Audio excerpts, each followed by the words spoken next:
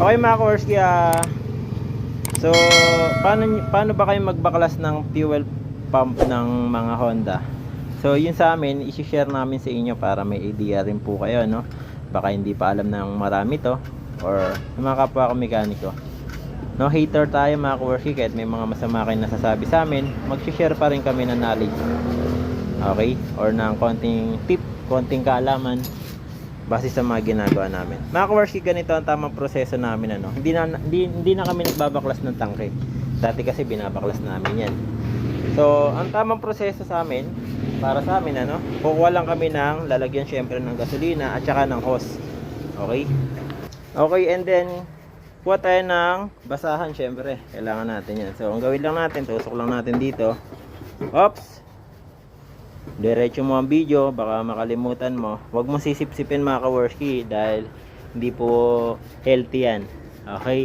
So may gagawin tayo. Hindi natin sisip-sipin yan. Kaya tayo may basahan. And then kuha tayo ng compressor. Bakit pa ano nga saglit? Eto, mga Kaworski. Bubugaan lang natin yan. So, syempre kaya may basahan para hindi sumingaw. Sige, sarado maigil. Pak! Ayan. Yan nyo. Tulo ka agad oh.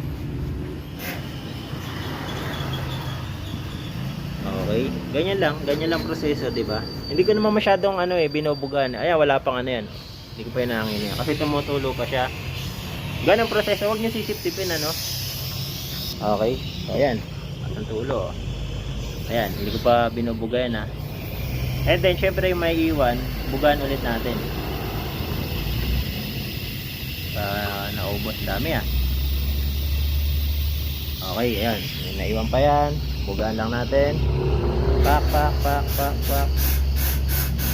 Okay na. Okay, sige, patanggal na pa. So mga Kaworski, pagka pwede na natin tanggalin yan. Bakit natin tinanggal ang gasolina? Para po hindi tayo mahirapan sa pagpasok ng o-ring. And then, pag nagbaklas tayo mga Kaworski ng fuel pump, wag nyo na po ibabalik yung dati. Bakit po? Magkakaproblema mga Kaworski pag binalik nyo dati, ano. So, sasampulan ko kayo, ide-demo ko sa inyo para may idea kayo. Kasi marami pang gumagawa mga Kaworski na ibinabalik pa nila yung o-ring, ano. So, baklasin muna natin to. 10mm. Okay, so hugutin na natin. Tak. Yan, napakadumi na Ilang odo na to, bossing? Mula nung na-maintenance natin. Hindi pa na maintenance niyan Ha? Maintenance Hindi pa ba? Hindi nga. Hindi ano mo lang yan Ano? Remap. Hindi pa ba ito na may maintenance? Oo. Kasi bago pa. Ilang odo na ba ito? Wala ko na maintenance ka na. Hindi ko natanda Okay mga Kaworski, ayan. Hugutin lang natin yan. So, ipapaling nyo po yung yung fuel pump. Ayan. Okay. So, tingnan nyo, wala na siyang gasolina, Ngayon, ayan na yung kanyang filter. So, palitin na yan, yung pagpali-standard. So, ngayon mga Kaworski, natirang kalawang na yan. Tanggalin nyo lang po yan gamit kayo ng pepper, o liha. Gamit lang kayo ng liha. Okay. And then, ito yung sasabihin ko sa inyo na o-ring. So, linisan muna natin. Okay mga Kaworski, ito na yung dalawang o-ring, Kung mapapansin nyo dito, yung dati na magana. Okay. Ayan, magana yan. Hindi na pulapat yan. Pag pinilit nyo pa mga Kaworski na ipasok yan, magkakamali kayo. Dahil hindi nyo po may papasok yung fuel pump dyan. Surbol po ako dyan kasi gawain na namin yan dati, And then, ito yung bago. Ang pamamaraan dyan mga Kaworski, kung mapansin nyo, laki ng difference, Kasi ang taba ng isa, laki ng difference. Namamaga kasi yan. So, yun naman dapat ang nangyayari sa o-ring pagka nilalagay para in case na walang maglilik talaga. Pag namaga na, syempre lolobo na yung ating o-ring. Maganda na siya, hindi na siya tatagas. Okay? Ngayon, mga Kaworski, ang gagamitin naman natin na OKM, yung kanyang filter o Okay, so pakita ko rin sa inyo pinagkaiba nila. So, kaya ito ginagamit namin, kaya na lang bumase, kaya na lang humusga. Ang ganda na screen ng OKM. O syempre hindi ako tumututol sa original. Pero syempre para sa akin OKM ako. So yun nilalagay namin. Ito pag tatanggalin nyo yan, ito putol na nga kagad. So hawak ko kasi isang ano sa yung cellphone na kaya hindi ko maano. Sungkitin. Putol yung isa. Okay. And then ikikabit mo na yung bago. So may o-ring yung mga kaworski ah. Yung o-ring, ito yung o-ring. Ayan. Kailangan nandiyan pa rin yan. Pagka kasi di nyo nilagayan, magkakaproblema yung gawa ninyo.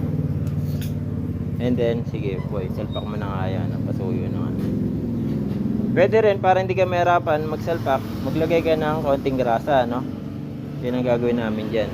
So, ito pa yung kasama ng o-ring. Mga kaworski, napakalaga ng bagay na to sa inyong motor. Kailangan tama ang kapit. Marami nagpupunta rito, naglilik po yung kanilang gasolina kasi binalik daw yung o-ring. Hindi po kasi maganda yon dahil gasolina yan. Pag may nag-spark na kuryente dyan, pwedeng masunog yung buong motor ninyo mga kaworski. Kaya maging maano kayo maingat. Kaya kung ini-small nyo tong video na to, napakalaga na to mga kaworski. Ayan, so pinalagyan ng grasa, no? Para pag pinasok ninyo, sure ball yan. Ibalik mo, tanggalin mo yung dati boy. Ito ilagay mo, yung bago. Ayan. Tanggalin mo yan dati. Kasi pag may kalawang, hindi maganda. May bago. Ito ang pamamaraan mga kaworski na nakalapat na ano. Dapat yan, pagka sinalpak nyo yan, hindi siya yung bumabalik, lumuluha. Kasi pag lumuluha, sablay yun. Dapat lapat na lapat po yan mga kaworski pagka ginabit natin. Okay? Kaya ganyan na gagawin nyo muna. Okay, nakalapat na and then pasok. Siyempre muna yung floater. Okay, ganun lang. Yan lang proseso. And then pasok.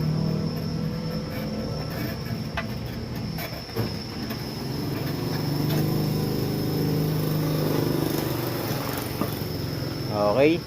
So ayan, didiin na mga kaworski. Pag diniin yan, dapat pag binitawan nyo, hindi yan naangat ah. Okay, sige, bitawan mo. Ayan o, hindi siya umaangat mga kaworski. Dahil pag umangat yan, sablay po yun. Ibig sabihin, nakaluha yung o-ring. Ayan, hindi siya bumabalik. Okay, and then pwede nyo nang isara yan. Ganyan na tamang proseso mga kaworski ha. Kasi danas na namin yan dahil nagkamali na rin kami sa ganitong ano. O, yung mga una namin magawa. Lahat kami mga kaworski nagsisimula sa ganun. Okay, kaya kung para sa'yo, okay itong video na ito mga kaworski, nakatulong sa'yo, pwede mo na ma-share to sa ating mga kapwa-mekaniko ano. And then papalo na rin mga kaworski ng ating page. Okay, para sa more update, tips, tutorial dito sa ating channel or page mga kaworski. Yan. So, yun nga pala, ginagawa nga pala namin dito sa motor na to ay full maintenance ano. O, kung hindi pa kayo familiar sa full maintenance namin, visit nyo po mga kaworski mga video kung makikita nyo po yan. O search nyo rin sa channel ko, full maintenance, kung ano yung klase ng motor ninyo, nandun po yan mga kaworski. Okay, so hanggang dito muna itong video na to. Alright.